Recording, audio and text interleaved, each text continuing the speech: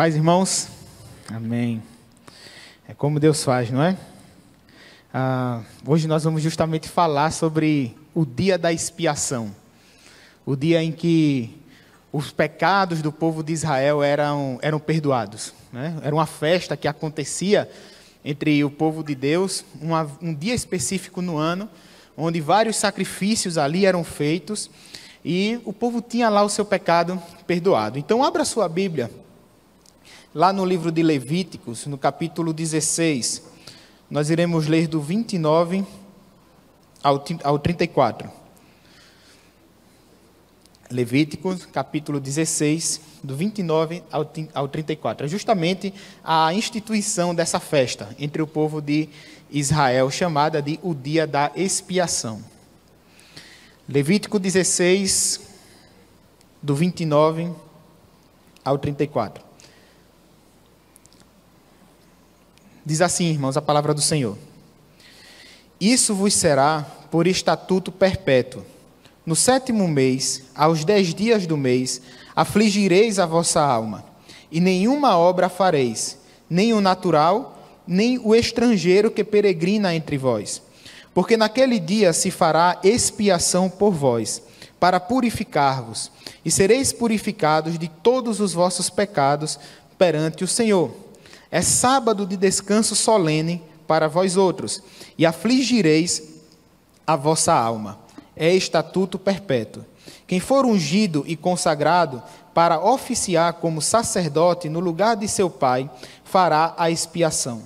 Tendo posto as vestes de linho, as vestes santas, fará a expiação pelo santuário, pela tenda da congregação e pelo altar. Também fará pelos sacerdotes e por todo o povo da congregação. Isso vos será por estatuto perpétuo, para fazer expiação uma vez por ano pelos filhos de Israel, por causa dos seus pecados. E fez Arão como o Senhor ordenara a Moisés. Que Deus aplique a sua palavra em nossos corações. Os irmãos sabem que um dos objetivos do povo de Israel ser liberto do cativeiro era justamente para que aquele povo pudesse ser formado como uma nação, mas, acima de tudo, para eles mesmos começarem a se enxergar como sendo povo de Deus, para que eles saíssem de lá da terra do cativeiro, da escravidão, e então eles podiam celebrar um culto a Deus em liberdade. E essa liberdade ela está justamente ligada à celebração dos cultos que o povo de Israel precisava fazer. Se você se lembra, quando Moisés vai falar com o faraó pela primeira vez, ele diz assim, olha, assim diz o Senhor, deixa o meu povo ir para celebrar uma festa. Né? E é interessante porque no Antigo Testamento a palavra festa e culto tem o mesmo significado. Festa e culto tem o mesmo significado. O povo estava nas suas festas adorando ao próprio Deus. E algumas festas entre o povo de Israel, irmãos, elas tinham alguns significados. Dentre eles, muitas vezes eles celebravam, eles se lembravam, né, da libertação do cativeiro. Em outras festas, eles agradeciam ao Senhor pela colheita. Agradeciam ao Senhor pela libertação, enfim. Mas dentre todas essas festas estabelecidas, existia uma que tinha um lugar bastante especial. De modo que alguns estudiosos da Bíblia vão até falar que era mais importante do que a celebração da Páscoa, que era o dia da expiação, que até hoje o judeu celebra e ele chama esse dia de Yom Kippur. O dia em que o Senhor faria expiação, o dia em que todo o povo de Israel teria lá os seus pecados perdoados. E sabe, irmãos, o que eu acho interessante aqui no povo de Israel é justamente o fato de que eles não faziam separação da sua vida religiosa com a sua vida secular. Eles não faziam essa separação. Tudo que era referente à cultura, ao trabalho, às festas, à vivência em família, tudo isso estava relacionado com a sua religião, com o modo como eles enxergavam o mundo, com o modo como eles enxergavam a Deus. E muitas vezes, quando nós falamos desse povo antigo, nós até falamos hoje e pensamos que somos mais evoluídos do que eles. Na verdade, na tecnologia, claro, Nós somos muito mais evoluídos do que eles. Mas muitas vezes nós perdemos essa habilidade. Muitas vezes nós temos a prática, o costume de separar as coisas também na nossa vida. E na verdade, irmãos, tudo que envolve a nossa vida, seja o trabalho, as mesmas coisas que envolviam lá o povo de Israel, precisa também fazer parte da nossa vida. O nosso trabalho precisa ser para a glorificação do Senhor. O nosso relacionamento com os nossos familiares precisa estar ligado com o modo como nós enxergamos a Deus, ou que nós pensamos de Deus, ou até mesmo com aquilo que Deus revela na sua palavra. Nós somos mais evoluídos na tecnologia. Mas se a gente soubesse associar melhor a vontade de Deus, a palavra de Deus, a nossa vida fora da igreja, vamos dizer assim, com certeza nós amaríamos a Deus acima de todas as coisas e ao próximo como a nós mesmos. Não é isso que se trata o Evangelho? O próprio Jesus fala, se a gente ama a Deus acima de todas as coisas e ama o próximo como a nós mesmos, nós cumprimos toda a lei. Mas tinha aqui, irmãos, o dia da expiação. A festa que acontecia uma vez por ano, em um dia certo, um dia específico, onde o objetivo era que o povo, tanto no seu coletivo, como também na sua individualidade, eles tivessem os pecados perdoados. Sabe que isso é importante da gente perceber? Tanto a coletividade, como a individualidade do povo de Deus. Quantas vezes nós não temos na Bíblia exemplos de que todo o povo sofre a consequência por causa da atitude de uma pessoa? Por exemplo, quando o povo de Israel entra lá na Terra Prometida, Deus dá uma ordem, olha, não pegue nada. Não pegue roupa de ninguém, não pegue nada. Aí Acã vai e pega uma capa. O que é que acontece? Todo o povo termina sofrendo pela atitude de Acã, que desobedeceu ao Senhor. Por quê? Porque o povo de Deus precisa se enxergar como um só. Nós temos as nossas individualidades, mas o maior sentimento que deve ser preservado na igreja, como povo de Deus, é que nós somos um único povo, que adoramos um único Deus. É o que Paulo depois vai falar, né? O corpo de Cristo, lá em Coríntios. E era justamente o que acontecia aqui nesse dia da expiação. Faz todo sentido esse dia ser o mais importante entre o povo de Israel. Porque toda a religião era centrada no perdão. E os irmãos podem até perceber também como essa questão do sacrifício fazia parte da vivência religiosa do povo de Israel. Se você for olhar os detalhes da celebração do dia da expiação, vocês vão perceber que eram muitos detalhes. O sacerdote precisava fazer expiação pelo templo. O templo era purificado, os sacerdotes eram purificados, o povo era purificado, todo mundo era purificado, tudo que se referia à religião era purificado. Para quê? Para que o povo pudesse ter uma renovação nas suas celebrações, para que o povo pudesse ter uma nova experiência e um novo encontro com Deus. E sabe toda aquela ideia que a gente tem no Antigo Testamento, de que as pessoas não podiam entrar no Santo dos Santos, lembram disso? Que o templo do povo de Israel, e principalmente aqui o tabernáculo, era dividido no átrio exterior, o átrio interior, o lugar santo e o Santo dos Santos. Sabe que ninguém podia entrar no Santo dos Santos, que era o lugar onde ficava a Arca da Aliança. Apenas o sumo sacerdote, uma vez por ano, podia entrar no Santo dos Santos. E é interessante porque isso vai ser instituído justamente no dia da expiação. Olha só versículos 1 e 2. Falou o Senhor a Moisés, depois que faleceu os 2 filhos de Arão, tendo chegado aqueles diante do Senhor. Então disse o Senhor a Moisés, diz a Arão teu irmão, que não entre no santuário em todo o tempo, para dentro do véu, diante do propiciatório, que está sobre a arca, para que não morra, porque aparecerei na nuvem sobre o propiciatório. O que era que tinha acontecido? Os filhos de Arão morreram, porque entraram como não deviam na presença do Senhor. Porque entraram no Santo dos Santos e eles não estavam purificados para entrar na presença de Deus. E aí a Bíblia diz que por causa disso, eles morreram. E aí o que acontece? Quando se vai instituir esse dia da expiação, o Senhor então fala para Moisés, para que Moisés falasse para Arão, para que Arão falasse para o seu povo o quê? Olha, não é agora assim não. Vocês não vão entrar toda hora, todo dia aqui no Santo dos Santos, não.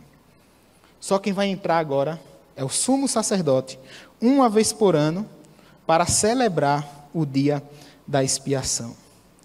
E uma das coisas mais interessantes desse dia era o fato de que 2 carneiros ou 2 bodes eram oferecidos ao Senhor como sacrifício. E o que era que acontecia? Um dos carneiros morria. Os pecados do povo eram passados para aquele carneiro. O sacerdote ia lá, imolava, queimava, e aquilo subia como sacrifício ao Senhor. E o outro carneiro também, eles faziam essa mesma celebração. Eles passavam o pecado do povo para o cordeiro, e aquele cordeiro era chamado do cordeiro emissário. Ele era levado para o deserto. Enquanto um morria, o outro era levado para o deserto. Isso, irmãos, carregava um simbolismo espetacular, que é o simbolismo que depois vai culminar na morte de Cristo. Aquele que não tinha nenhum pecado, assume os nossos erros, assume o nosso pecado e morre em nosso lugar. A ideia era que um cordeiro pagava com a morte, porque a pena do pecado é a morte, e o outro levava o pecado para longe, para fora da cidade, para o deserto. Não pense aqui, irmãos, que eram que aqui traz uma ideia de 2 salvadores. O que nós temos aqui eram 2 cordeiros que faziam parte de um mesmo sacrifício. 2 cordeiros que faziam parte de uma mesma celebração. E essa era a ideia que passava para o povo de Israel, a ideia da substituição. E o que acontece, irmãos, aqui também, é que para receber o perdão, é preciso desenvolver o sentimento de aflição. Já parou para pensar quantas vezes essa palavra aparece nesses textos que a gente leu? A Bíblia fala, olha, você precisa afligir a sua alma. Vai chegar no dia da expiação e você precisa estar com a sua alma aflita. Por 3 vezes, essa recomendação aparece. Versículos de 29 a 31 diz assim: Isso vos será por estatuto perpétuo. No 7º mês, aos 10 dias do mês, afligireis a vossa alma, e nenhuma obra fareis, nem o natural, nem o estrangeiro que peregrina entre vós. Porque naquele dia se fará expiação por vós, para purificar-vos. E sereis purificados de todo o vosso pecado perante o Senhor. É sábado de descanso solene para vós outros, e afligireis a vossa alma. É estatuto perpétuo. Se formos observar bem aqui, irmãos, nós vamos perceber que o primeiro sentimento que vem quando nós pedimos perdão ao Senhor, qual é o sentimento? Aflição. Aflição. Nós nos sentimos aflitos. E por que essa aflição vem na nossa vida? Porque nós reconhecemos a nossa situação. Eu não deveria pecar, pequei contra o Senhor, e agora eu estou aflito, porque eu fiz o que eu não deveria fazer. A aflição vem justamente por isso, pelo fato de que a gente reconhece a nossa condição.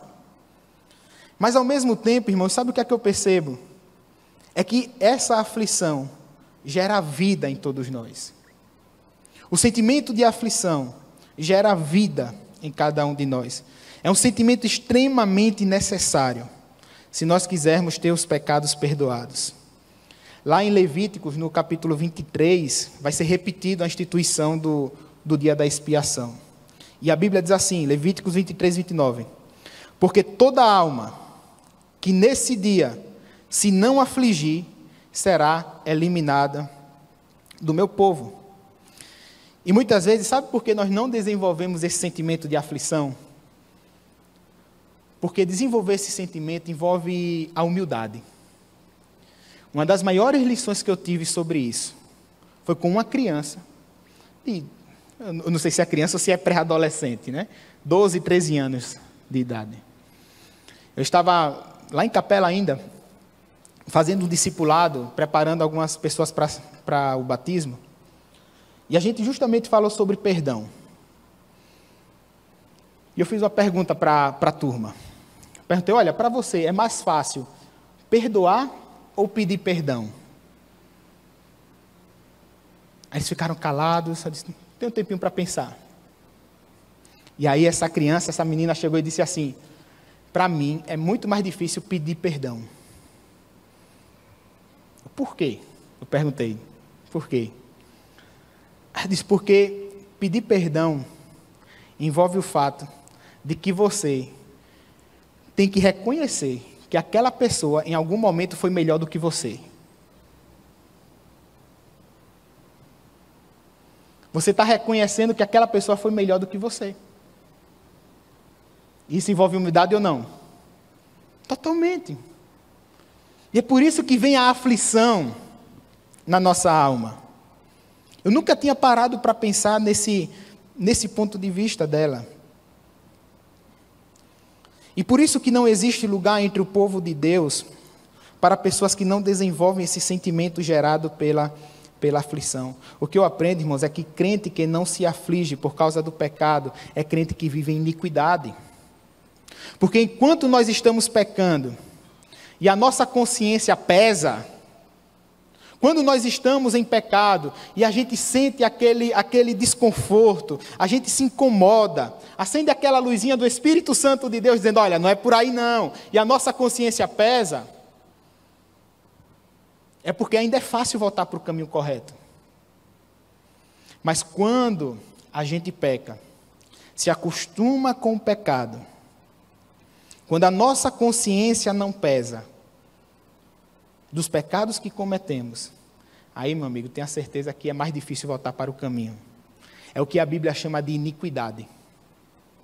É o pecado que já não pesa na nossa consciência. É aquele pecado que nós estamos tão acostumados. E quando o pecado já não pesa mais na nossa consciência, é porque nós já estamos próximos da apostasia, do abandono da fé, do abandono da presença de Deus. E o relacionamento com Deus, sem esse sentimento de aflição por causa do pecado, fica meio estranho. Por quê? Sabe, irmãos, porque a gente também precisa entender que o pecado gera vergonha em nossas vidas. E como é que nós vamos nos relacionar com Deus se estamos envergonhados? Lembra de Adão? A Bíblia diz que quando eles pegaram lá do fruto da árvore, aí a Bíblia diz que Deus chegou lá, desceu para passear no jardim, o que foi que eles fizeram? Acho que Adão dessa hora ficou, estou invisível, né? Deus é mais, né? Estou invisível. Sabe? Ficou se escondendo da presença de Deus. Se escondeu. Porque o pecado gera esse sentimento de vergonha.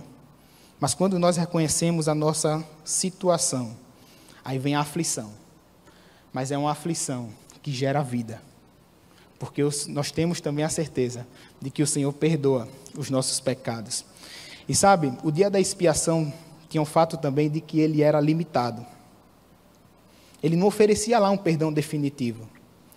Era um ritual que precisava ocorrer a cada ano. E sendo assim, nós sabemos que tudo o que acontecia no Antigo Testamento era uma sombra do que ia ser cumprido lá em Cristo. A ideia daqueles 2 carneiros que eram sacrificados, na verdade representava justamente o que Cristo fez por cada um de nós. Hebreus capítulo 13, do 11 ao 14, diz assim: pois aqueles animais cujo sangue é trazido para dentro dos santos pelo sumo sacerdote, como oblação pelo pecado, têm o corpo queimado fora do acampamento. Por isso foi que também Jesus, para santificar o povo, pelo seu próprio sangue, sofreu fora da porta. Saiamos, pois, a ele fora do arraial, levando o seu vitupério. Na verdade, não temos aqui cidade permanente, mas buscamos a que há de vir. Vejam que esses 2 cordeiros representavam justamente o sacrifício de Cristo. O que é que nós lemos aqui? Que Cristo foi crucificado, né, foi sacrificado fora das portas da cidade. Assim também como aquele cordeiro emissário que levava o pecado para fora, que levava o pecado para o deserto, Jesus Cristo morreu, sofreu a pena do pecado e levou o pecado para longe do seu povo. Levou o pecado para longe do seu povo. Essa é a ideia do sacrifício. Tudo vai se consumar em Cristo. E é bem verdade que o primeiro sentimento é o de aflição. Mas o perdão de Deus nos traz a paz que nós tanto precisamos. Aquela paz que Cristo nos dá. Lembra quando Cristo vai abençoar seus discípulos? Ele diz, olha, a minha paz eu vos dou. Mas eu não dou como o mundo a dá. A Bíblia nos ensina, irmãos, como as meninas cantaram aqui, que pelas pisaduras de Cristo nós fomos sarados. A Bíblia fala que o castigo que nos traz a paz estava sobre ele. Eu não sei o tipo de paz que você está buscando hoje. Eu não sei qual é o seu conceito de paz. Muitas vezes o nosso conceito é limitado. É limitado porque nós temos a paz simplesmente como sendo a ausência de guerra. Mas aquela paz, irmãos, que Cristo nos dá, é aquela paz que nós estamos no meio das aflições, no meio das dificuldades, mas nós temos a esperança renovada na presença de Deus em nossa vida. Em todo esse tempo que nós estamos enfrentando, né, com Davi e tudo, e eu tenho compartilhado com alguns irmãos que todas as vezes que eu vou orar por ele, eu peço uma coisa a Deus. Eu peço a Deus que, do jeito dele, da maneira dele, da maneira que o Davi entender, ele perceba que Deus está ali com ele. Eu não sei como ele vai perceber isso. Por isso que eu peço a Deus que, da maneira do Davi, do jeito que Deus entender, que ele, de alguma forma, saiba que Deus está ali com ele. Porque é isso que renova a nossa vida. É isso que renova a nossa esperança. As aflições, as dificuldades, é como o barco que está lá, né, na tempestade, balançando. E aí Cristo vai com o seu poder e acalma toda a tempestade. Sabemos que a tempestade vem para todo mundo. A dificuldade vem para todo mundo. Mas a certeza que nós temos é que o barco não vira. Amém? O barco chega. Porque é Cristo quem está lá. É Cristo quem renova as nossas forças. É Cristo quem acalma as tempestades da nossa vida. No verso 14 desse texto de Hebreus que nós lemos, está escrito que nós não buscamos uma cidade permanente, mas buscamos a cidade que está por vir, a Jerusalém celestial, a vida eterna dada a nós através do perdão dos nossos pecados. E sabe, irmãos, existem muitas coisas e muitos ensinamentos que nós podemos aprender aqui com esse dia da expiação. E conforme o versículo 31 que nós lemos, a Bíblia fala que o dia da expiação é o dia do descanso. É um dia de descanso. Os irmãos sabem que a Bíblia fundamenta o descanso sabático, né, o descanso do sábado do povo de Israel, no descanso de Deus na criação. E o que é esse descanso de Deus? Deus não se cansa, não é? O que é esse descanso de Deus? Quando a Bíblia fala assim que Deus descansou da sua obra, ali nos dá a entender que Deus estava satisfeito com a sua obra. O descanso de Deus é o descanso da satisfação pela sua obra. Só que, mais uma vez, tudo o que acontecia no Antigo Testamento era uma sombra do que ia se cumprir em Cristo. Porque o mesmo autor aos Hebreus nos ensina que resta um descanso para o povo de Deus. E é muito mais do que um simples descanso no dia de sábado, mas é o descanso na eternidade. É o descanso onde nós estaremos plenamente satisfeitos na obra de Cristo. É aquele descanso, irmãos, que não significa a gente ficar deitado numa rede, descansando. Mas é o descanso que nos dá a vida eterna. É aquele descanso, irmãos, que nos faz crer na promessa de que um dia nós vamos enxergar Deus face a face. E isso só é possível se todos os dias, irmãos, nós pedirmos perdão ao Senhor pelos nossos pecados. Porque o dia da expiação é o dia em que encontraremos descanso para a nossa alma. as nossas dores são aliviadas.